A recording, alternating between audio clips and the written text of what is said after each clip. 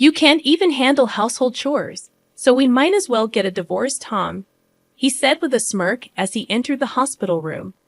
I was connected to various medical devices, and a girl I didn't recognize stood by his side.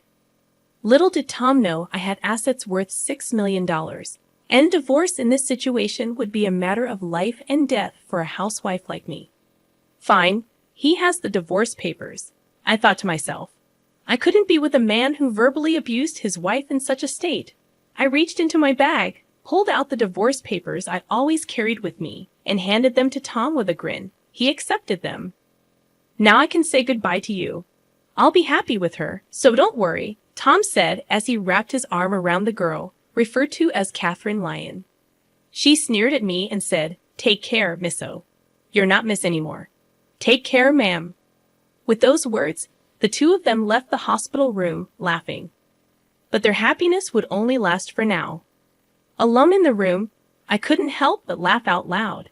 Today was Friday, so the divorce would be processed on Monday. Oh, I couldn't wait for 3 days from now. My name is Annalie Johnson, a 45-year-old housewife from a regular farm. I didn't have any particular skills, but I was proud of my vast cooking repertoire. My husband, Tom, and I were the same age and had been college classmates. We both came to New York from the countryside, and since we lived alone, I used to cook various dishes for Tom using the vegetables and rice sent from my family. People often said I had captured his heart through his stomach, and I was aware of that. Tom was and still is incapable of doing any household chores. I had been taking care of him since we were dating, and after getting married, I continued to handle all household tasks. Sadly, we were not blessed with children, but we enjoyed our life together as a couple. We both loved to eat, and on Tom's days off, we'd often go on drives for small trips just to enjoy delicious food. When we first got married, Tom was kind. But about 3 years in, he became quite controlling. Well, he never laid a hand on me, but his remarks became curt, and he would often say things that hurt. But I didn't have the energy to fight back, assuming he wouldn't listen anyway. Because I was a full-time housewife, I felt inferior and couldn't stand up to him. Tom joined a renowned company after graduating from university, but he resigned after about 5 years. He quickly found new jobs, but would resign from them after short periods. Because of this, our income was unstable, and we often struggled with our finances. However, at the company he'd been with for the past 2 years, he seemed to get along with his colleagues. I had faint hopes that he might work there for a long time. Then one day, Tom came home earlier than usual. "I'm home. I quit my job." "What again?" I unintentionally voiced my surprise, causing Tom's eyebrows to twitch. In a panic, I stopped cooking and rushed over to him. "I'm sorry. I was just shocked." "Huh, no welcome back greeting, and you're criticizing." "You've become quite audacious," Tom responded sharply. At Tom's words, I stiffened. He was in a very bad mood today, and if I misspoke, it could escalate into something worse. "I'm sorry," I said cautiously. "As long as you understand," he grumbled. My apology had somewhat placated him, and he sat on the sofa, turning on the TV. I quietly placed a beer and a glass on the table. "Do you want dinner or a bath?" I asked. "Food and alcohol," he replied.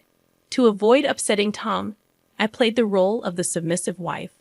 I once had a strong sense of self, but after 14 years of marriage to Tom since the age of 28, I rarely showed my true self. After eating and drinking to his heart's content, Tom seemed to be in a better mood. He fell asleep on the sofa, snoring loudly. The table was in such disarray that it looked like a child had eaten there. I began cleaning up the fallen beer bottles and food scraps scattered on the floor. This wasn't how I had envisioned my married life. Memories of happier days as a young girl in love revealed my true feelings. I stole a glance at Tom, but he showed no signs of waking. Relief washed over me, but alongside it was a growing sense of dread about continuing this life. Perhaps divorce was a consideration. I started mentally organizing my schedule for the next day, determined to confront the issues I have been avoiding. The following day, while Tom began visiting the employment office and quickly securing another job, I went to the city office and signed divorce papers. I wasn't quite ready to submit them, but I felt having them would be a form of protection. I discreetly stashed the signed divorce papers at the bottom of my frequently used bag. If he were to discover them, who knew what he might say or do? "Hey, where did you wander off to while I was job hunting?" Tom asked upon my return. "I went to the stationery store to buy some reasons." "Look, I thought you might need them," I replied. Tom was unusually thoughtful that day. He initially interrogated me suspiciously, but quickly cheered up. I handed him the resumes I had bought earlier. After receiving them, Tom mentioned that he was going out for drinks with a friend and left. His new job was with a reputable company, offering a solid salary and better benefits than his previous positions. I harbored a secret hope that perhaps, this time, Tom would stick with his new job until retirement. His new department seemed to be in sales, and he started leaving home more frequently for evening entertainment. I cherished these brief moments of freedom and gathered the energy to greet Tom with a smile when he returned. One day, I received a call from my mother after a long time. She excitedly told me about an unexpected windfall of $6 million. "You know the mountains and lands we owned? We don't need them anymore. We had them appraised, and they are worth $8 million. We only need $1 million to enjoy the rest of our lives, so I think you might want to rethink your life too." My mother was never fond of Tom, and she had been worried about me, especially after Tom became more controlling, preventing me from even visiting my childhood home. The amount she mentioned stunned me, but what shocked me even more was that she had changed the title of the property inherited from my grandmother to my name to avoid inheritance taxes. It was a difficult decision whether to tell Tom about the inheritance or to embrace newfound freedom. About a week later, I was involved in a traffic accident. Thankfully, my life wasn't in danger, but I would need to be hospitalized for about a week. After securing my valuables in the hospital room drawer, I immediately contacted Tom. "I'm sorry I got injured." Tom's initial reaction was, "Huh? What about my meals?" I almost confronted him for prioritizing his meals over my injury, but I continued to explain, "It seems I'll need to be hospitalized for a week. I'm really sorry, but could you buy your meals elsewhere until then?" Tom's response was far from understanding. "Not even preparing meals for your husband? What a lazy wife." "Oh, wait, I'm coming over now." He abruptly ended the call. I had initially planned to tell him about the inheritance that night, but now I wondered if it might be best not to mention it. As I lay in the hospital bed, surrounded by various tubes and undergoing precautionary examinations, I couldn't help but feel that my intuition about the unfolding events was about to prove correct. Tom's words had cut deep. "You're useless. Can't even do housework. Let's get a divorce, and you better pay me compensation." With a smirk on his face, he had said this to me, connected to numerous medical devices. Beside him stood a girl I didn't recognize. Unaware that my total assets amounted to $6 million. He should have realized that a divorce under these circumstances would be a matter of life and death for me. "Fine, here are the divorce papers," I finally decided. A man who would hurl abuse at his wife in this condition was someone I'd rather not have. I handed over the divorce papers I had kept as a sort of charm, and Tom accepted them with a smug smile on his face. "With this, I can finally say goodbye to you. I'm going to be happy with her," he declared, wrapping his arm around the girl he referred to as Catherine. Catherine, the girl with Tom, leaned against him and made fun of me. "Take care, madam." "Oh, you're not a madam anymore." "Take care, old lady," she said. They left the room laughing, but their happiness wouldn't last long. In my hospital room, I burst out laughing. It was Friday, and the divorce papers would be processed on Monday. I couldn't wait for those 3 days. As expected, the weekend passed without any contact from Tom. It was quite peaceful, but I felt restless. I wasn't used to doing nothing. Every time I became restless, the nurses told me to stay calm. On Monday evening, I received a series of calls from Tom. At first, I ignored them, but after about 30 minutes of nonstop ringing, I decided to answer. I told him to stop being so persistent. Tom shouted at me as soon as I picked up, and I couldn't help but laugh. which seemed to make him even angrier. Tom was furious about the divorce papers not being accepted. I chuckled and told him that I had previously filed a notice of non-acceptance. I reminded him of how he used to casually mention getting divorced whenever we had a fight. I thought it wouldn't be a good idea if he filed for divorce on a whim during one of our arguments. Tom was upset but quickly changed his mind. He wanted me to withdraw the non-acceptance immediately. However, I had decided that I wouldn't just do everything he said anymore. I explained that I couldn't do it until I was discharged, and we needed to go through procedures at the municipal office before I could leave the hospital. Tom's selfish demands made me laugh even more. It seemed like he wanted to register his marriage with Catherine, whom he brought on Friday. Tom was panicking, and I asked if her name was Catherine and if she was his mistress. Tom clarified that she was his new wife, and since we weren't divorced yet, she technically was my mistress.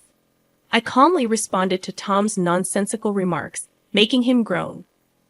I made the decision to hit him where it hurt the most. I mentioned that he would hear from my lawyer about the division of property, including the trouble this time. I had always taken care of the household chores and had never cheated on him. It was clear that Tom was the responsible party, not me. Tom seemed genuinely puzzled and believed that not taking care of him while I was hospitalized would make me at fault. I explained patiently that not being able to do housework during my hospitalization didn't make me at fault. He had abandoned taking care of me, and even if I were a child, it would be considered neglect. But as an adult, he should be able to take care of himself, so it didn't make me at fault. Tom's logic was baffling, and even a judge would be shocked. Finally, he seemed to understand, but he still believed he was right. He insisted that Catherine was his new wife, and I was no longer of any use to him, so it didn't apply. I pointed out that he was dating her behind my back, which was clearly cheating. Tom still didn't seem to get it, and he believed he was right. I decided to end the conversation and told him to communicate through a lawyer from now on. I hung up the phone without listening to his protests. Tom called multiple times, but I ignored him, and eventually he gave up and fell silent. I was relieved that the next day brought another headache. The phone kept ringing from 9 o'clock in the morning, and I pressed the call button. Tom complained about not being able to withdraw money from a bank account. If it was a joint account, he should be able to withdraw without any issues. But I remembered the bank cards and passbooks I had left at home and asked Tom if he was trying to access my account. Tom confirmed that he was trying to take money from my account. Tom was furious and continued with his unreasonable arguments. He didn't seem to understand what I had explained the day before. When I was going to be hospitalized for a week, I had called the bank to prevent any withdrawals until I could handle it personally after being discharged. This was to stop Tom, who wasn't careful with money, from using my savings while I was in the hospital. My decision turned out to be the right one. It's not right to try to take money from an ex-wife's account, especially after a divorce. However, Tom didn't see anything wrong with it and asked me to make a withdrawal immediately. I reminded him that we were practically strangers now, and I had no money to give to strangers. Tom was shocked by my resistance since I had never stood up to him like this before. He insisted that I send the money and pay compensation for not doing housework. Unfortunately, it seemed that despite his academic capability when we first met, he lacked common sense after 17 years of marriage. I addressed Tom as if he were a child, explaining that I was no longer his submissive wife, and we would settle the property division through a lawyer. He became angry and threatened to come over right away. I didn't mind if he came to the hospital, but I had already asked the nurse's station not to let anyone in except for my parents, so it was unlikely he could get to my room. However, Tom did come to the hospital, but it seemed he was stopped at the nurse's station as my phone kept ringing. After ignoring it for a while, it switched to messages, and my screen was flooded with notifications. I saved all of them as evidence and contacted my lawyer. After a while, it seemed that the lawyer had gotten in touch with Tom as the messages stopped coming in. Just when I thought it was over, there was a new development. I was informed about a visitor named Karen, whom I had known for a long time and shared my interests. She had responded to my posts about dining experiences on a social media platform. We used to go out for meals together before I got married. She expressed concern about my injury and shared her suspicions that Catherine, the young girl with Tom, was having an affair with my husband. I was shocked and asked her how she knew it. It turned out that Catherine was Karen's niece. She had told her sister, Karen's mother, about getting married to a 45-year-old man, and when Karen saw a photo, it was of my husband. I couldn't believe the twist of fate. Karen had already informed her sister about the trouble her niece had caused me. Karen was thinking of demanding compensation from Catherine and assured me that our friendship would continue. She didn't want to lose a precious friend over the situation. She had scheduled a meeting with them to sort things out. I was grateful for her support and friendship, which had lasted for over 20 years. The next day, after leaving the hospital, I went to a private restaurant room with my lawyer. Tom and Catherine were already there, enjoying an expensive traditional meal. I was surprised at their audacity. Tom reminded me to bring money and pay for the meal. I decided to stand up for myself and told them to handle the payment themselves. I was there to demand a share of the assets from both of them. Ignoring Tom's rude comments, my lawyer and I took our seats and presented evidence to show that Tom was at fault. We showed legal documents explaining why Tom was responsible and documents regarding the division of property. We'd also displayed photos provided by Karen, which showed Tom and Catherine together and Catherine with an unknown man entering a hotel. This surprised Tom and Catherine, and they stopped eating. Karen arrived at the right moment and admitted to taking those photos. Catherine was confused about her aunt being there. Karen explained that she wanted to continue being friends with me, even though she demanded compensation from Catherine. She felt that Catherine's actions were despicable. Catherine mentioned being pregnant, but when Karen saw her, she didn't look pregnant at all. Tom seemed shocked by this news, and Catherine suddenly admitted that she had lied about the pregnancy and apologized. She had been looking for wealthy older men, and Tom was the one who fell for her scheme. She confessed that she had lied about being pregnant because Tom showed no signs of wanting to divorce. Tom was speechless, claiming he had no money to give. Karen mentioned that she would bring Catherine for another apology later and took her out of the restaurant. Tom tried to convince me that he had been deceived and asked if we could start over. He said I couldn't work since I had always been a housewife. I told him I could live without him and that I'd be filing the divorce papers soon. I revealed that I had around $6 million in personal net worth, so I could live comfortably without working. Tom was surprised and wanted a share of my money, but I explained that it was my personal inheritance and didn't count as marital assets. We left, and I filed for divorce, ending our nearly 20-year marriage. Catherine later transferred some money to my account, and her mother made her work to prepare the compensation. Tom was disowned by his in-laws and had to take out a loan to pay me. He lost his job due to being with Catherine at a hotel during work hours and now works multiple construction jobs to repay his debts. I used the money I received for charity and moved to the countryside with the remaining amount. I'm now enjoying a luxurious single life, continuing my relationship with Karen. We plan to stay single and even share a room, go on food tours, and take short trips together. Moving preparations will begin next week, and I'm excited to live life joyfully and true to myself from now on.